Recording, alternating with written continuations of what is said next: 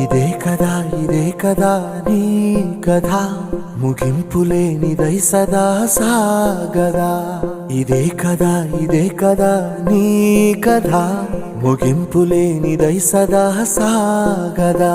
నీ కంటి రెప్పలంచున మనస్సు నిండి పొంగిన ఓ నీటి బిందువే కదా నువ్వెతుకుతున్న సంపద.